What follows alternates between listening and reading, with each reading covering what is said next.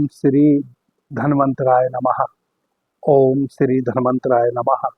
ओम श्री धन्वंतराय नमः। आप सभी मित्रों का आज की चर्चा में मैं स्वागत करता हूं। आदरणीय मित्रों, पीछे मैंने परमेह रोग पर बहुत सारी चर्चाएं की हैं, बहुत सारे योग बताए हैं।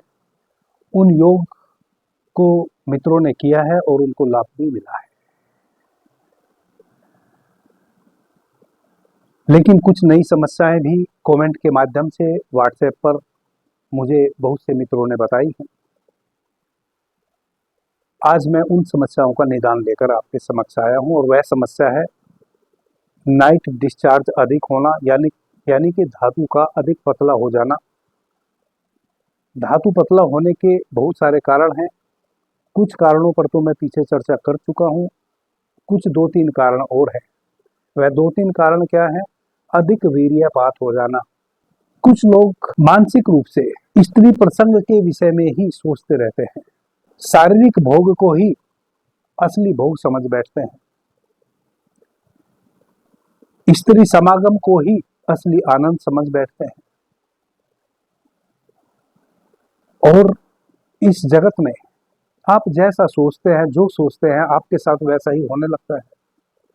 यदि आप अत्यधिक कामुक व्यक्ति हैं तो आपकी काम वासना की पूर्ति हो जाए, वैसी भी समाज में व्यवस्था है।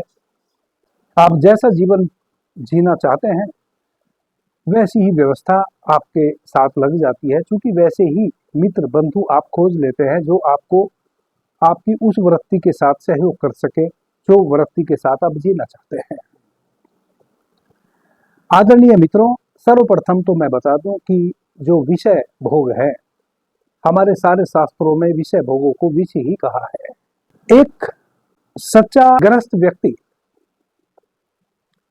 सभी चीजों को अच्छे प्रकार से समझते हुए अपने जीवन को यापन करता है। वह धनोपार्जन करने के लिए उद्योग भी करता है, संतान उत्पत्ति करने के लिए स्त्री समागम भी करता है, समाज में प्रतिष्ठा पाने के लिए, समाज में एक रास्ता बनाए रखने के लिए सामाजिक क्रियाकलापों में भी अपना योगदान देता है।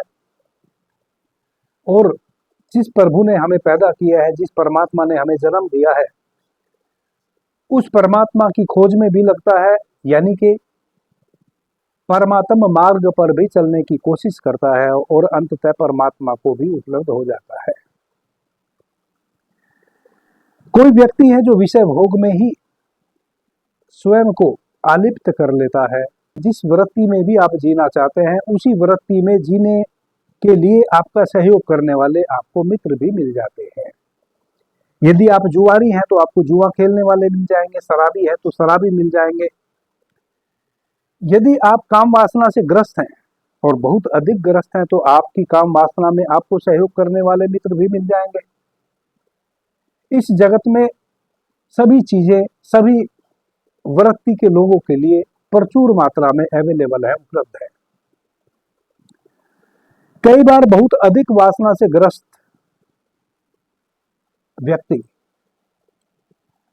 अपनी वीर्य शक्ति को समय से पहले अधिक गवा बैठते हैं, जिसको कहते हैं अत्यधिक शुक्रपात हो जाना।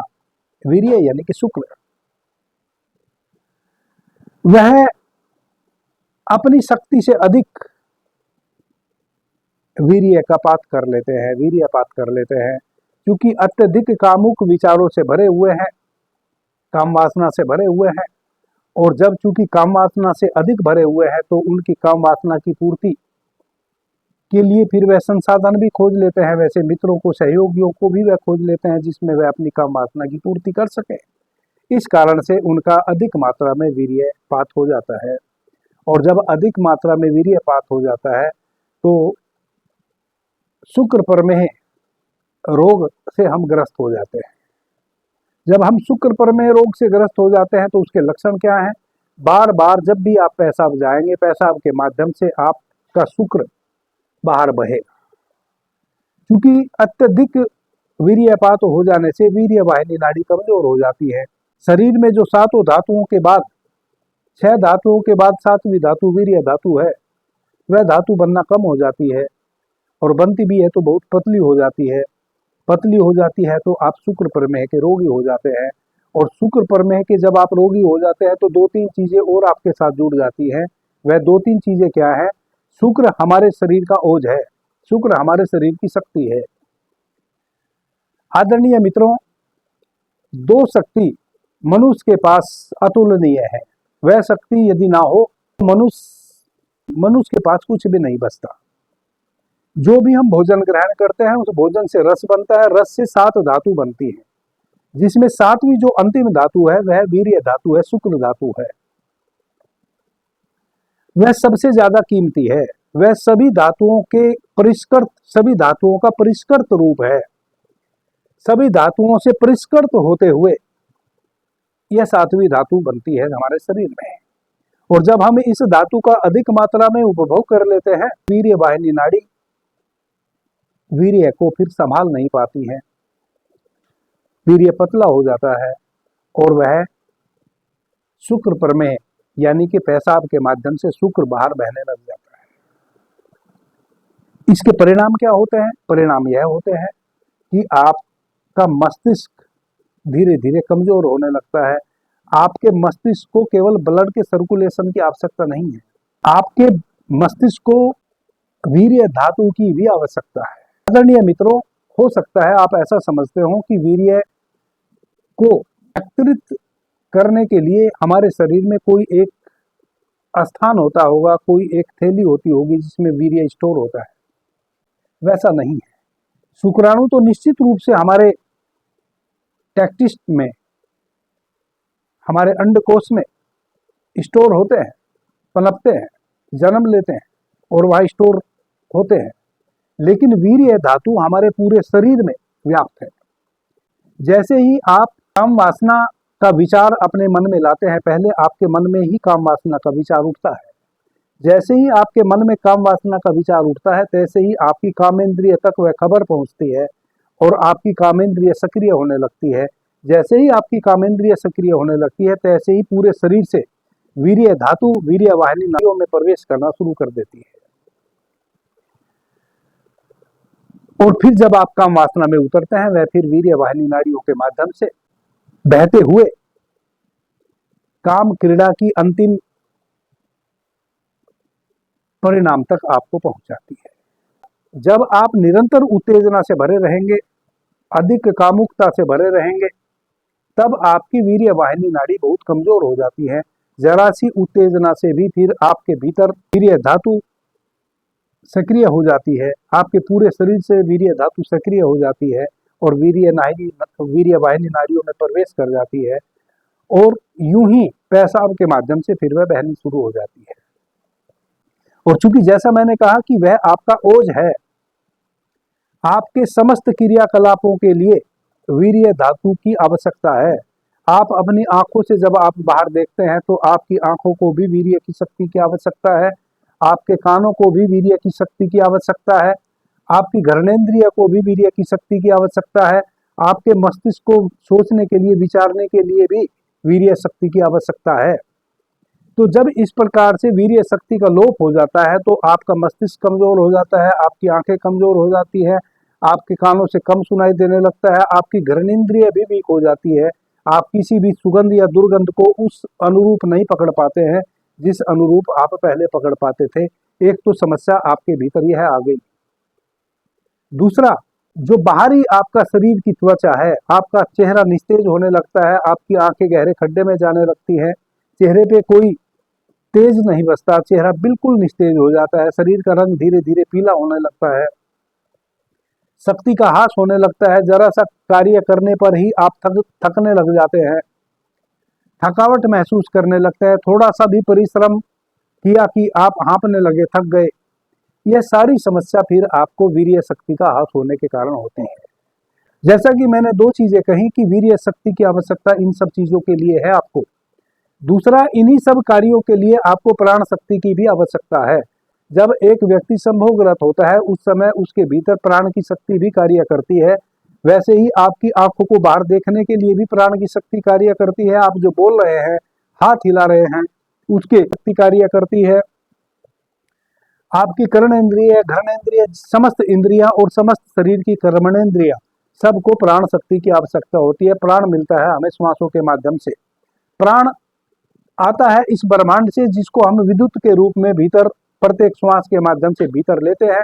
72,000 प्राण वाहिनी नाड़ियां हमारे शरीर में किसी वृक्ष की जड़ की अंकुर की तरह भीतर फैली हैं। उनको वह प्राण ऊर्जा मिलती रहती है तो हमारे शरीर में तेज होता है। तो हमारे शरीर का जो तेज है वह दो चीजों पर निर्भर है। एक तो जो हम भोजन ग्रहण करते हैं उससे जो रस बनता है, उस रस से जो 7 धातु बनती है, वह 7वीं धातु वीर्य धातु है।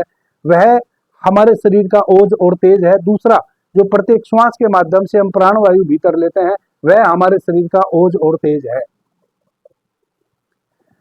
यदि हम श्वास उथली उथली लेंगे, हमें श्वास की इस प्रक्रिया का ना पता हो, उथली उथली हम श्वास लेवें तो हमारे भीतर प्राणवायु की कमी हो जाएगी। अत्यधिक काम वासना से जो ग्रस्त लोग होते हैं, वह जब भी काम वासना में ग्रस्त होंगे तभी उनको जल्दी जल्दी श्वास लेने की आदत पड़ जाएगी।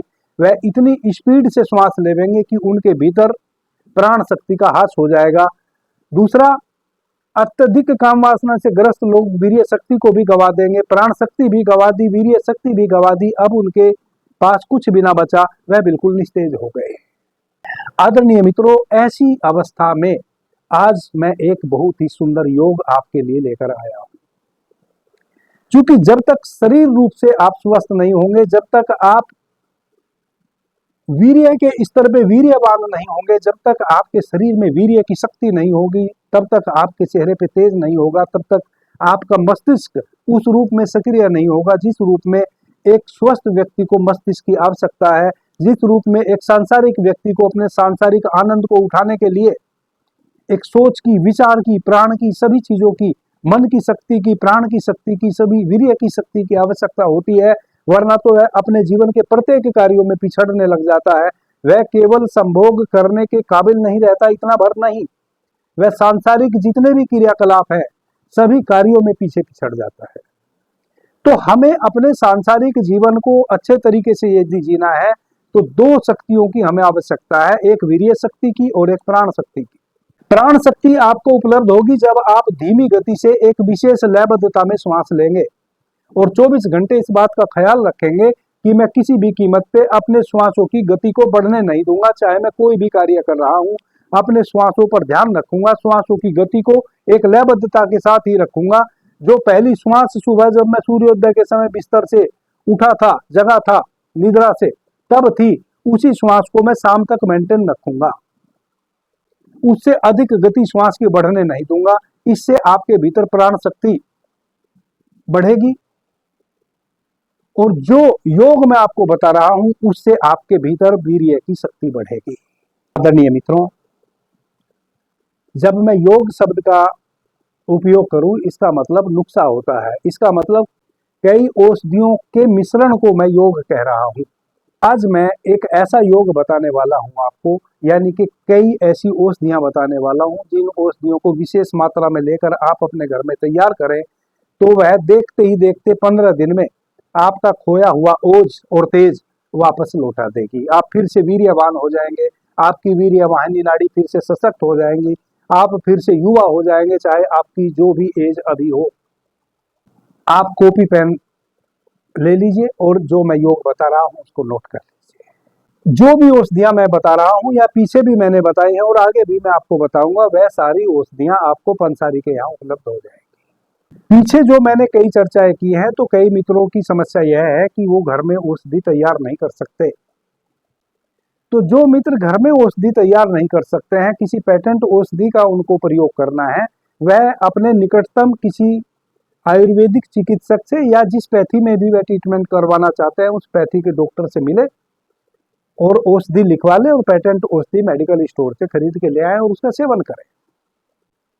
कुछ मित्र मुझे कहने लग जा रहे हैं कि गुरुजी, यदि यह औषधि आप बनाते हो तो आप हमें भेज दे, नहीं तो हमारे लिए बना दे।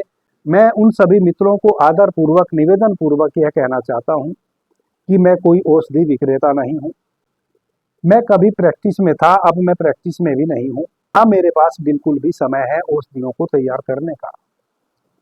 मैं अपने अनुभव आपसे शेयर कर रहा हूं।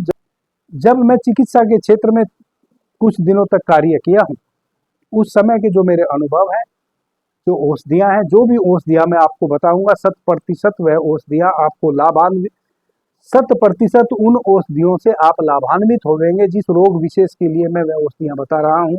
लेकिन इतना कष्ट आपने स्वयं ही करना होगा कि आप अपने शहर के कस्बे के औषधि विक्रेता के यहाँ से जाके इन औषधियों को ले आए और जो विधि विधान मैंने बताया है उस विधि विधान से उस औषधियों को तैयार कर लें। अब हम इस नुस्खे को नोट कर लेते हैं। सबसे पहले आपने कोंच के बीज ले लेना है 10 ग्राम। कोंच के बीज दो प्रकार के आते हैं, एक तो कोंच के बीज की मिग्गी आती है, यानी कि छिलका रहित कोंच के बीज आते हैं, एक छिलके सहित आते हैं। तो आपने पंसारी को कहना है कि छिलका रहित यानी कि कोंच के बीज की मिग्गी दे दीजिए, उसके भीतर का जो गिरी है वह दे दीजिए। मिग्गी यानी कि गिरी। तो कोंच के बीज की गिरी आपने 10 ग्राम ले लेनी है। 20 ग्राम आपने सफेद मूसली का चूर्ण ले लेना है। सफेद मूसली का चूर्ण आपको पंसारी के यहाँ पिसा हुआ भी मिल जाएगा, सबसे अच्छा रहेगा, क्योंकि पिसा हुआ ना जाने कब का पिसा हुआ रखा है। जितनी भी काष्ठ औषधियां हैं, जब हम उनको चूर्ण रूप में बना लेते हैं और यदि चूर्ण रूप में बना के हम उनको शील्ड कर देते हैं तब तो वह 1 वर्ष तक शक्तिमान बनी रहती है। लेकिन यदि वह खुली हैं तो 3 माह में उनकी शक्ति समाप्त हो जाती है। और जैसे अभी बरसात का दिन है तो केवल 1 सप्ताह में ही यदि हम उनको खुला छोड़ दें वह शक्तिहीन हो जाती है। तो 20 ग्राम आपने सफेद मूसली ले लेनी है। 40 ग्राम आपने ताल मखाना ले लेना है। ताल मखाना एक इच्छुक होता है, करीब 2 से 3 फीट ऊंचा। कहीं भी पूरे भारतवर्ष में, उत्तर भारत में तो अधिकतर आपको रेलवे पटरी के आजू बाजू में कहीं भी एक पौधा उगा हुआ मिल जाएगा, या जहां भी बंजर जमीन होती है कहीं भी वह पौधा उगाता है। छोटी छोटी उस पर फली आती हैं, उसमें छोटे छोटे बीज होते हैं। जैसे लाजवंती के बीज होते हैं वैसे ही ताल मखाने के बीज होते हैं। ताल मखाना के बीज को यदि आप 10-20 बीज, 1 चम्मच बीज को 1 गिलास पानी में डाल देंगे तो वह उस 1 गिलास पानी को भी जमा देगा, जैसे बर्फ जम जाता है वैसे। तो 40 ग्राम आपने ताल मखाना ले लेना है, ताल मखाने के बीज ले लेने हैं 40 ग्राम। यह जो ताल मखाने के बीज है यही आपकी धातु को मजबूत बनाएगा। जैसे वह पानी को बांध देता है, यदि आप 1 चम्मच ताल मखाने के बीज 1 गिलास पानी में डाल देंगे तो पानी भी जम जाएगा, वैसे ही आपके शरीर की धातु को भी वह जमा देता है। तो 40 ग्राम आपने ताल मखाना और 80 ग्राम आपने बिनोले की मिग्गी ले लेनी है। बिलोने के भीतर के बीज ले लेने हैं। अब यह बिलोना क्या है? रुई जो होती है जिसको कपास कहते हैं, कपास के जो बीज होते हैं उसको कहते हैं बिलोना। इसके बीज भी आपको पंसारी के यहाँ मिल जाएंगे। कपास के बीज ले लेने हैं। यदि कपास के बीज की मिग्गी मिल जाए पंसारी के यहाँ तो बहुत अच्छी बात है, वरना तो आप 100 ग्राम कपास के बीज ले ले, उनको धूप में सुखाएं, फिर उन बीजों को जब आप कूटेंगे तो उनके छिलके उतर जाएंगे। फिर उसको घर में अच्छे से उस छिलके को अलग कर लेंगे तो भीतर की मिग्गी निकल जाएगी। जब मिग्गी निकल जाएगी तो तोल के 80 ग्राम उसमें से वह मिग्गी ले लेनी है और 100 ग्राम आपने मिश्री ले लेनी है। इस प्रकार से सारी चीजों को मिलाकर यह 250 ग्राम आपकी औषधि हो गई। तो सर्वप्रथम आपने, जैसे ताल मखाना है तो ताल मखाना चूंकि चिकना होता है उसको आपने अलग पीस लेना है। कोंच के बीज, उसमें उसके अंदर भी स्निग्धता होती है। जब भी हम किसी सीड्स की भीतर के अंग को लेते हैं, जिसको मैं मिग्गी कह रहा हूं, वह मिग्गी कोई भी सीड्स आप ले लें, किसी भी वनस्पति का बीज आप ले लें, उस बीज के भीतर का जो मिग्गी है उसको जब आप लेंगे तो उसमें एक स्निग्धता होती है, उसमें एक वसा होता है जो उस बीज की वीर्य शक्ति होती है। तो आपने इन सभी चीजों को अलग अलग, चूंकि यह स्निग्ध होती हैं, तो आपने मूसली चूर्ण को अलग डस्ट बना लेना है। ताल मखाना और जितनी भी है मिग्गी है 3 प्रकार की, कोंच की मिग्गी, कोंच के बीज की भीतर की गिरी, कपास के बीज की गिरी और ताल मखाना, इन तीनों को आप एक साथ पीस सकते हैं क्योंकि तीनों का तासीर एक जैसा है। उनको अलग अलग लेके आप बारीक चूर्ण बना लें। सूक्ष्म चूर्ण बन जाए, इतना सूक्ष्म चूर्ण बन जाए कि एक कपड़े से चूर्ण छन जाए, तब आप इसमें 100 ग्राम मिश्री मिला लें और सबको एक साथ अच्छे से मिला दें। एक साथ कैसे मिलाएंगे? जिस खल में आपने प्रत्येक चीजों को अलग अलग पीसा है, सभी चीजों को उस खल में डाल दीजिए और कम से कम 100 टाइम आप उसको राउंड ऑफ क्लॉक उस खल को ऐसे घुमाइए। तो एक एक औषधि दूसरी औषधि के साथ पूरा रग रग मिल जाएगी। इस प्रकार से आपकी यह औषधि तैयार हो गई। से 40 खुराक आपने बना लेनी है। एक खुराक सुबह में और एक खुराक रात्रि में सोने के समय 1 या 2 कप दूध के साथ सेवन कर लेना है। सुबह बिल्कुल खाली पेट आपने 1 कप या 2 कप दूध के साथ, अधिक दूध भी आप ले सकते हैं, इसको सेवन कर लेना है। रात्रि में सोने के समय सेवन कर लेना है। यदि आपको कॉन्स्टिपेशन रहता है, जो कि आपको रहता ही होगा, और इस औषधि का जब आप सेवन करेंगे तो हो सकता है कॉन्स्टिपेशन और बढ़ जाए, तो आप हर एक दिन बीच करके 20 ml कैस्टर ऑयल, एरंड का तेल उस दूध में डाल लेंगे जो रात्रि में जिस दूध के साथ आप औषधि सेवन करेंगे उस दूध में 20 ml आप कैस्टर ऑयल डाल लेंगे और उसके साथ उस औषधि का सेवन करेंगे। यह आपने आज यदि आप कैस्टर ऑयल डालेंगे तो कल नहीं डालेंगे, फिर परसों डालेंगे। कल आप 1 चम्मच त्रिफला चूर्ण भोजन के तुरंत बाद गर्म पानी से सेवन करेंगे। इस प्रकार से आपको कब्ज नहीं रहेगा। कब्ज नहीं रहेगा तो यह औषधि सही से आपके शरीर में डाइजेस्ट हो पाएगी, क्योंकि इस औषधि को भी जैसे आप भोजन डाइजेस्ट करते हैं वैसे आपने डाइजेस्ट करना होगा। फिर इस औषधि से रस बनेगा, फिर उस रस से सातों धातुएं बनेंगी और हमारे शरीर की, हमारी जो वीर्य वाहिनी नाड़ी है वह सशक्त बनेगी और वीर्य धातु शुद्ध रूप में और गाढ़ी बनेगी।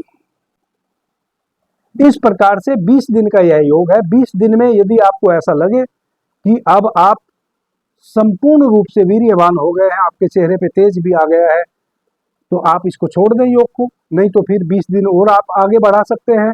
यदि कोई मित्र चाहता है कि मैं 6 महीने या 1 वर्ष सेवन करूं, तो इसका कोई नुकसान नहीं है, क्योंकि इसमें कोई भी औषधि वैसी नहीं है जो आपके शरीर में अधिकता के कारण कुछ नुकसान हो जाए। आप इनका जीवन पर्यंत भी सेवन कर सकते हैं। जीवन पर्यंत सेवन करेंगे तो कभी भी आपके शरीर में वीर्य के तेज की कमी नहीं होगी। अभी के लिए इतना ही। आपने मुझे ध्यान से प्रेम से सुना, उससे मैं बहुत अनुग्रहित हूँ। सभी मित्रों को मेरा प्रणाम, धन्यवाद। हर हर महादेव।